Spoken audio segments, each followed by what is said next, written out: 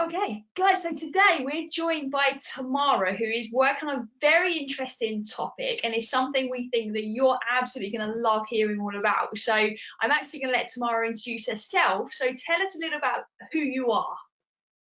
Awesome. Well, hi, everybody. I'm joining from the US, Washington, D.C. So I've worked in software engineering for the past 10 years, working at a variety of different companies, helping mostly with their enterprise web applications.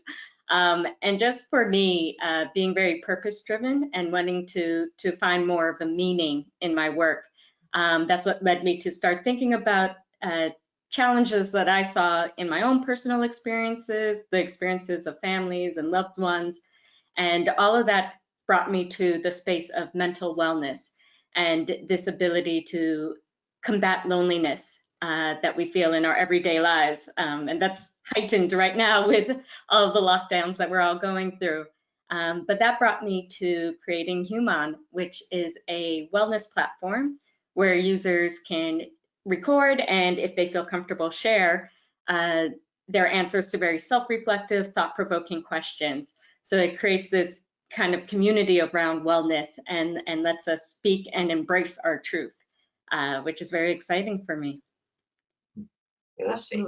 That's amazing. So what makes the Huemon app, so Huemon app, like different from any other app out there? Because there's a lot of apps out there that do these kind of quotes or thought of the day type thing, or like answer some kind of questions as you go every day. But what makes the Huemon app different from those? Yeah, I think what makes it different is that community component and being able to peek into the real lives of others. There's not a lot of spaces where we can be very authentic and have it be accepted and not so scary and not feel like we're putting ourselves out there for judgment. And I think that's really important when it comes to wellness, especially that loneliness factor. A lot of times we can feel like we're alone in our experiences and what we're going through.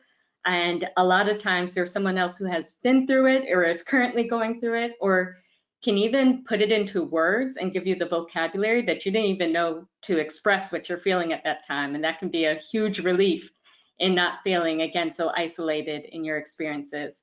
So I think that community aspect for wellness is really important, just because a lot of platforms right now are kind of focused more on the solo journey. And I think there's a lot that we can learn and grow from each other. Yeah, absolutely. I thought, well, we've both been kind of having a play on the app. We've kind of got that sneaky peek. So we've been having a little look at it, especially today. And it looks really cool. We'll certainly be jumping on there and answering some of the questions that are on there as well. Because it is so unique. Like, people are just literally just answering like the things that are coming up in your mind. And as you see people answering, you can see that they're really putting a lot of thought into it and real introspection. And I think it's so powerful, because in my experience, for sure, introspection is, and you've actually used this kind of language in the app, it is like a muscle that needs to be built. We've got to practice. We're so distracted by everything around us that we forget to go inward. So what made you decide to like put that element into this app? Yeah, I think you communicated it beautifully. I think just the importance of introspection. And I think we get caught up in a lot of busyness. And so there aren't a lot of platforms that ask us to slow down a bit. And it's not just about how much can you post, or, you know, how many videos can you send, or anything like that. It's really about, think about this question. And what I think is really amazing is that a lot of people, how comfortable they feel talking about the questions. Like, you don't have to practice this rehearsed speech. You can just, it's really something we could all come to and be an expert on our own personal experiences and how we're feeling. And it's really beautiful to see people communicate that, and the aha moments that they start to make. I think it really shows how there needs to be more room for this self-reflection in our day-to-day lives. 100%. Yeah, you're spot on. So I'm really curious to know, like, I know you've touched upon, you said like you was kind of overcoming some of your own challenges, and that's kind of how you wanted to decide to combat like loneliness, and storytelling has been like a massive part of that. Like, can you tell us a bit more about your experience and like why this is so important for you, and why this is that purpose that you've chosen? Yeah, definitely. So while I was in college, which is a long time ago now, but I was part of an organization there called Sustained Dialogue. And it was basically an organization where 5 or 6 of you meet once a week from very different backgrounds. So there were people from more rural communities, people from cities, different socioeconomic levels. So all these different experiences. And we would meet once a week, and really the whole point was to just come and share your truth, your lived experiences that you've been through, and through that, the conversation with others, and you could see how it helps with that relatability. Whereas, on day one, we were like, I don't know, there's a lot of differences here. But just when people start sharing that, and the storytelling aspect is so powerful because it really helps others see themselves in you, and vice versa. And we could see more of this connection that, again, helps to combat that loneliness factor when we feel like we're kind of just alone floating through this universe. So yeah.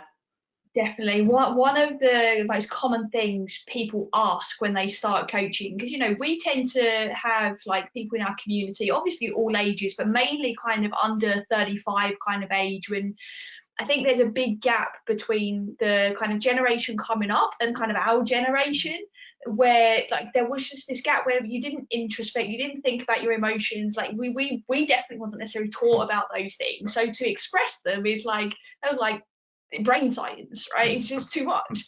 So a lot of like clients come to us and they say, and they ask the question, like, is this normal to feel like this? Do other people really feel this way too? And the minute you give them that reassurance that actually, yeah, they're not alone, it really gives this sense of relief. And it's so powerful that you can do that now and make it accessible, obviously, for people as well. I think that's so powerful. Another thing, and I will let somebody else speak in a second, I promise, is I've had a couple of clients recently. They're at a point where they're kind of in a bit of a crossroads of deciding what they want to study. And interestingly enough, your story really resonated with me when you were saying it, because one of them wants to study kind of coding and programming, but the other option that they wanted to study was psychology. And they just did, and when I asked them, well, what's the intention of both? And like they was like really pushed for psychology, but they loved like the coding side. Like, what's the intention? And when we got to the bottom of it, it's actually that they really wanted to just make a difference. They wanted to help people. And I think you're such a great role model in how you've been able to combine like a whole industry into this dynamic of self-development, self-improvement, and personal growth. I think it's so powerful. And there's going to be a lot of people listening that I think are really going to start to think about how they can incorporate wellness and that kind of mental wellness that you focus on into any industry. And I just think it's something I'm obviously really excited about, but it's something that I think you're really like pioneering forward, and I think it's really inspiring. Awesome, thank you. Yeah, I had this conversation recently with somebody, but I feel like that software development skill, or taking either a boot camp or studying it in college, it really does give you a set of tools to solve problems very quickly. You can, put together a solution, put together a product. And I think that's why it's important to keep it a diverse, or make it a diverse industry, because that makes us all come to the table with our own set of problems that we've seen in our own lives or our communities, and having that skill set, that being able to put together a platform or a website or anything of that nature really helps you to solve these problems more quickly. So yes, I'm so glad to hear they're looking down that path, and there's a lot of overlap with the psychology aspect as well, even in like UX design and all of that. I think that's really awesome. Definitely, and it's just like, it's very interesting that kind of you've gone from that industry of coding and programming to like mental wellness and wellness in general, because there's a lot of apps out there that try to do it, and they hit it on a superficial level, and they go into it thinking, I can help people make some money at the same time. But with what you're doing, you've got like a technology solution where people can actually feel comfortable going onto an app and answering these deep questions and like getting support without the fear of judgment or ridicule. And I think that's where people really, I think, struggle when they try to find help, is they don't want to be judged. They're afraid of being ridiculed or told, "I'll just get over it." And like to have that kind of resource where they can just do it on their phone at home and have people they don't know support them and just kind of go through that process of feeling comfortable sharing and connecting with other people. That's basically amazing. It's just amazing, because even when people go to seek professional help, sometimes they don't feel like that. They still feel like they're being ridiculed, or they still feel a bit uncomfortable sharing. So having that there is just awesome. Like, when you first launched the app, did you like finally come across any challenges with people who were kind of wanted to really open up a bit, who were kind of still holding back, or maybe any feedback you got from them regarding kind of like feeling judged or feeling ridiculed?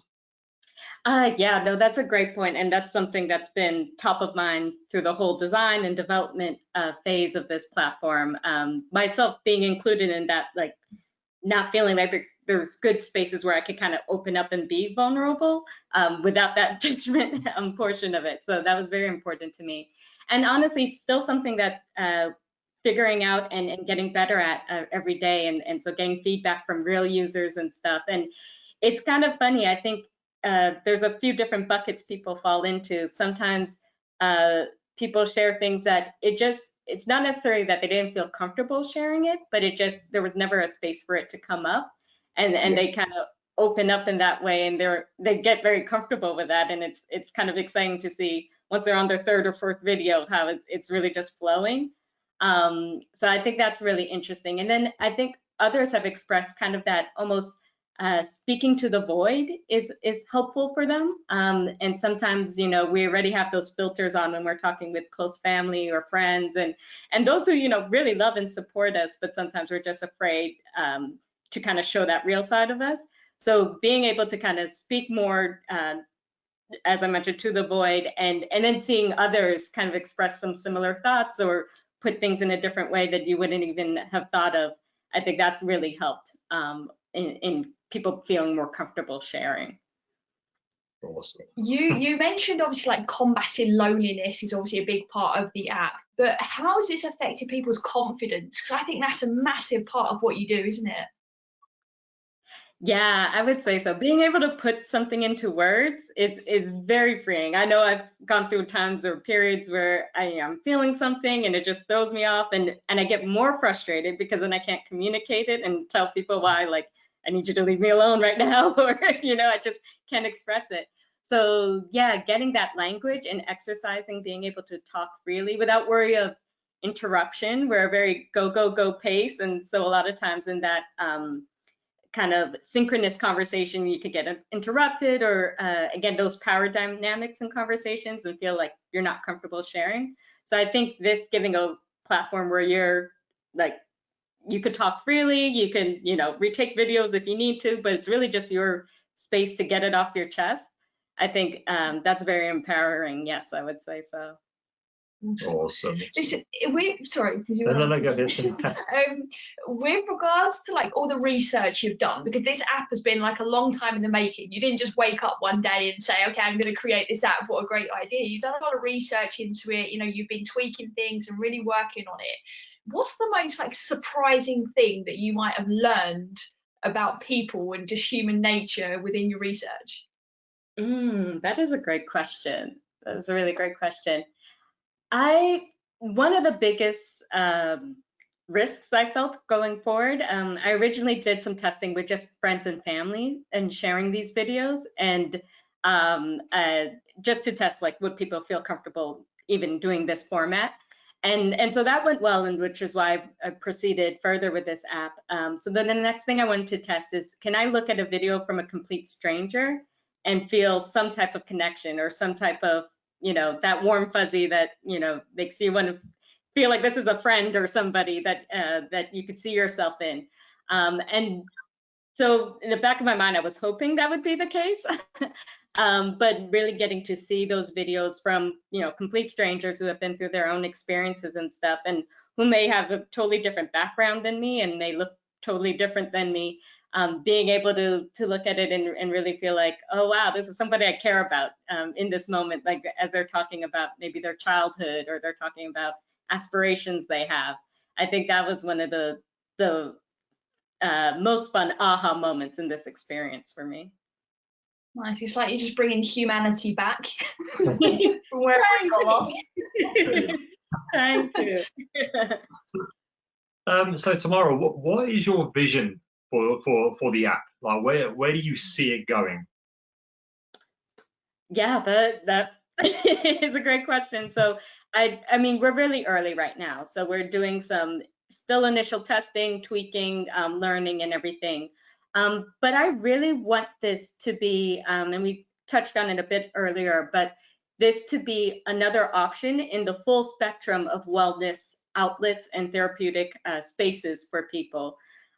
Traditional therapy, love it. It's great. It's worked for me very well in the past. And some others, but there are a lot of people where there's still that barrier. Either it's cost prohibitive, or there isn't that cultural fit, or there's that power dynamic, or still even just that stigma around it. So that's really why I designed Huemon to be low barrier access. It's like you're hopping on your phone, recording these questions 1 minute at a time. So it's really bite-sized and manageable. So I want this to be really an option for those who need a solution like that at that time. And I really want to see people build a wellness routine out of using Huemon. As we talked about, it's a muscle that we need to exercise. And I feel like more people are becoming more conscious about how do we daily practice wellness in our own lives. And so I would really like to see it be the platform people use for that wellness routine. Awesome. I love that. I talk often about journaling, especially to clients. Like I'm a big fan of it personally in my own journey, for clients, like turnarounds and things like that. And that lasting change, that sense of being able to continually improve and continually reflect, and you don't have these crazy highs and crazy lows and things like that. That journaling really helps, but not everybody likes to just do a traditional journal and just to write freely. Sometimes they like to obviously answer questions. Some people don't like writing at all, and I see this as a real good solution with what you're offering here, is that people can actually just kind of do it in a daily routine. It's done, they know that they're reflecting, they know they're boosting that introspection muscle, but they're also gaining the insights from it, which can help them in their everyday as well. So I think that's a really, really powerful play with it, to be honest. I think that's awesome, really good. Listen, yeah. So I have another question for you.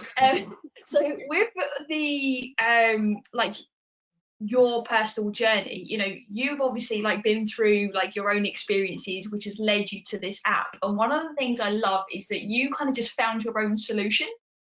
It's like a lot of people are out there looking for a solution, and you just thought, no, I'm going to create one. What was that like? What was that thought process that made that happen? Yeah, I think I've always had a bit of that. And again, being having those technical skills and feeling like, oh, I want to jump in and kind of code this, or how would this work? I think that's really maybe somebody who wants to build solutions for some of the problems that I see. But I did have my own exploration with different tools and different spaces and outlets, and tried them. And for me personally, I found some that worked really well. I think it was more when I was seeing that there was still a gap for a lot of friends of mine or family members, and trying to push them to some of the tools I was using, and realizing, okay, this is not a fit. And so me trying to see, okay, what would be a fit? What would work better? And does that exist? Is that out there? And if not, how can we create it? Nice. Awesome. Who is your ideal user for this app? So ideal user, I think I recently learned more about the term HSP, or highly sensitive person. Just in my own life, it helped really clarify a lot of the experiences growing up, and just being very, very sensitive and taking things on a little more, which has also, let me be in tune with people in terms of having a little more empathy and some relationships. But definitely, I think, you know, some of the overthinking and everything that comes with that. And so I think it's a tool that really works well for people who identify as a highly sensitive person, because a lot of times the other platforms, they might feel that feedback loop or that judgment and stuff, it might be too heavy to take on at that time, which is why they shy away from that. And then also being able to just kind of release things on the app. I found it helpful to just like answer a question or two whenever I'm in like kind of a bad headspace and just need to like get stuff out and just feel good again, because I've thought of a, you know, fun memory from childhood, or I've kind of put things into perspective. So I would definitely think people who identify as that, and then who also love seeing kind of that deeper meaning in human connection. They kind of feel like we are all in this together somewhat, and there are the ties that bond us. And so seeing that play out in this app through watching the videos, I think it's a very interesting experience for people who are very in tune with that. Nice.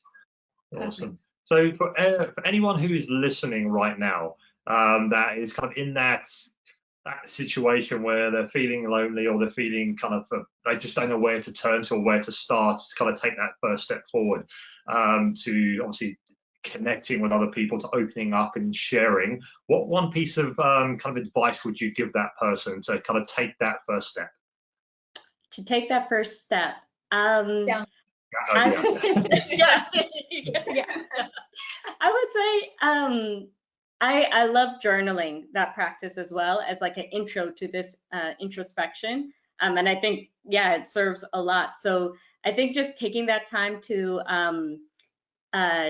start practicing self-reflection and building a habit out of it, however small it needs to be. If it's, you know, 2 seconds in the morning of just, you know, thinking about, you know, the previous day or something, and just build from there.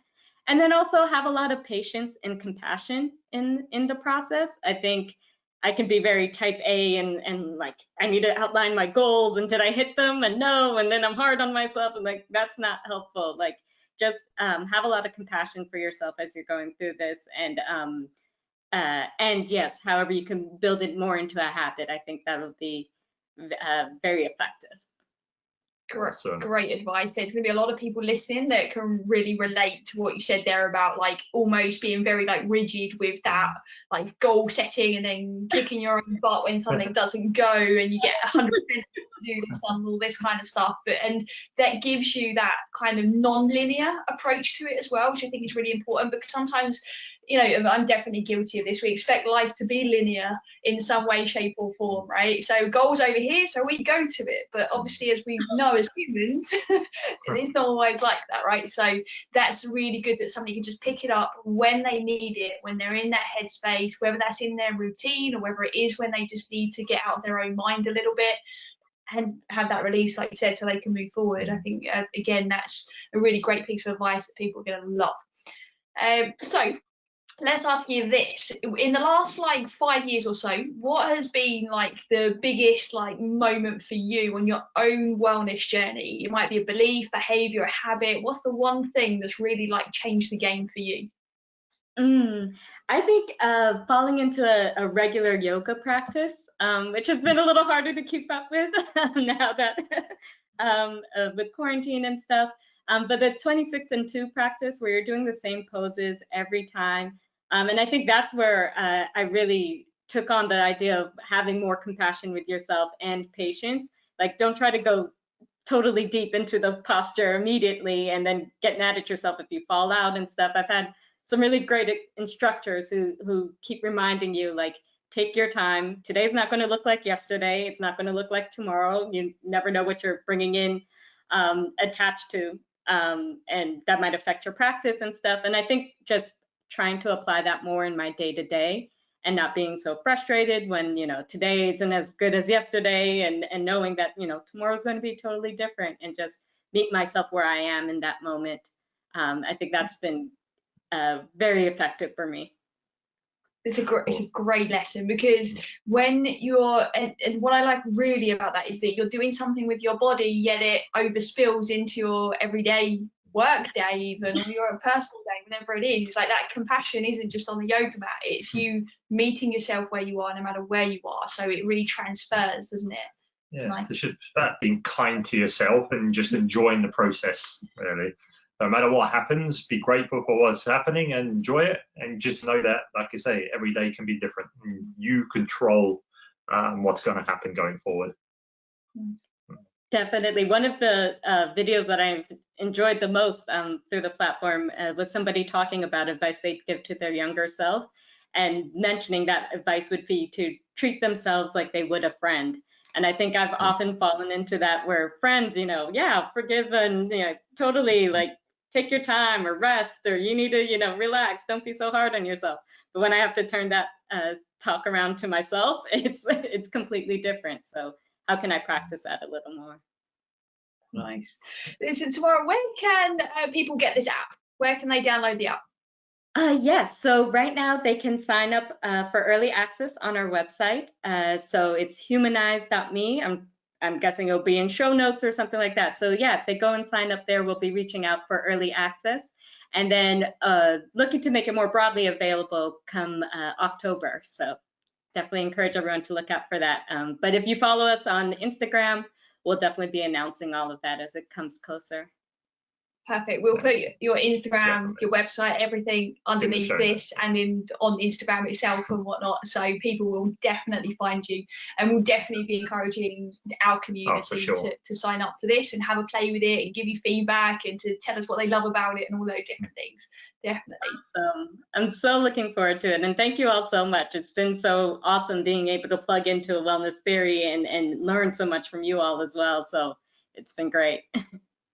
Awesome. Thank you for coming on. Yeah, thank you very much. It's been really great to have your insights into what brought you into this app, and obviously so that now people know what they can expect with it as well. I think will be a game changer for a lot of people. Awesome. Thank you all.